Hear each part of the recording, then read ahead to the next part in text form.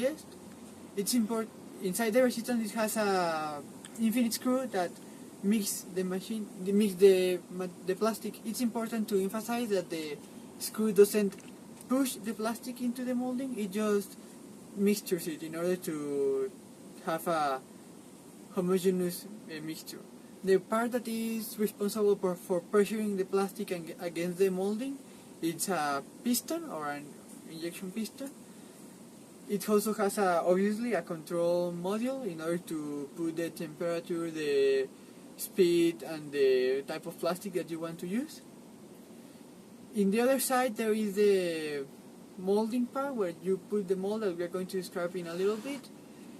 It has a tubos guia that are used to, so the plastic is always still perpendicular and doesn't move, because if it moves, it will not be useful anymore.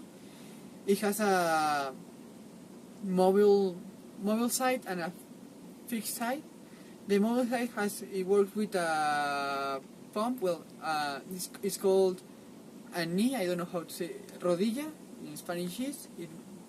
It pressures the mold against the fixed side in order for the machine to have pressure for the injection, and that's about it. So for setting up the mold and calibrating it, it is very important to first make up a mold that is very precise. It has exactly the measures that you want it to. So then, after having these two pieces that will be your mold, you need to put it inside the machine with the help of a crane, because these molds can be very, very heavy. So once you have it set it up in the machine, it is very important that you set it up correctly so that the two pieces of mold align perfectly, so as that there are almost no imperfections in your piece. So for this, the machine will also need to set it up so that when it starts, the part of the mold that is set up with the arms does not crash into the other mold directly. You need to give it enough space so that slowly you can set them up together. So for calibrating the mold, that's all. The material we used for the practice was polypropylene. It is not also cheap.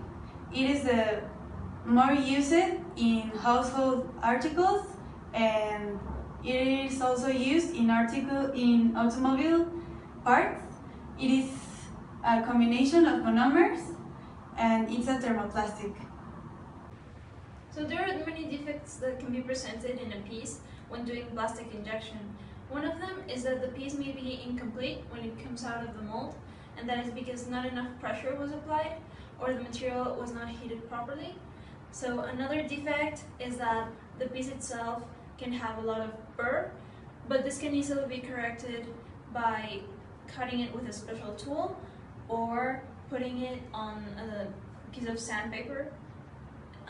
Another of the defects that can be presented is that the piece can also burn itself, because if the plastic is heated way too much and the mold is The mold can vary depends on what you need.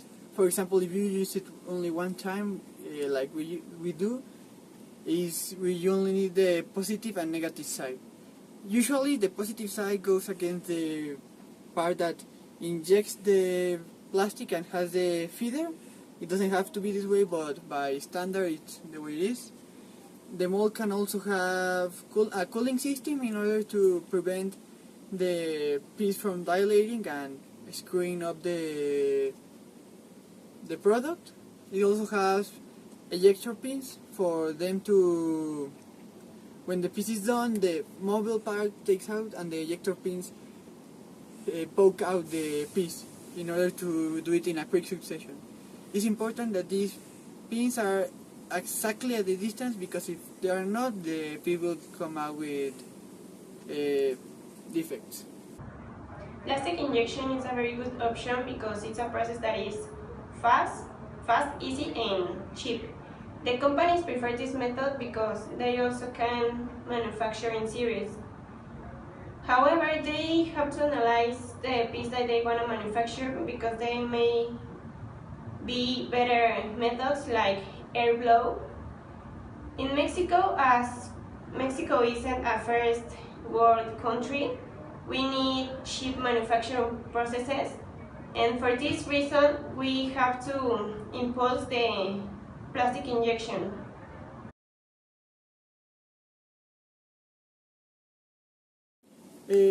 Plastic injection is the most common use of plastic. Well, the most common way to use plastic because it's very easy, very cheap, and most importantly, can produce a ton of pieces in a short amount of time.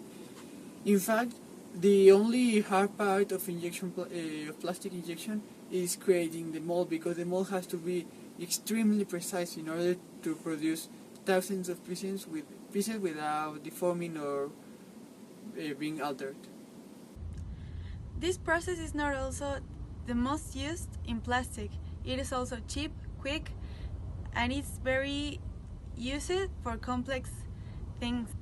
So in conclusion, plastic injection is a very viable option for the industry because it allows to produce a mass quantity of products, but using a very small amount of time, and it is also a very cheap way of producing.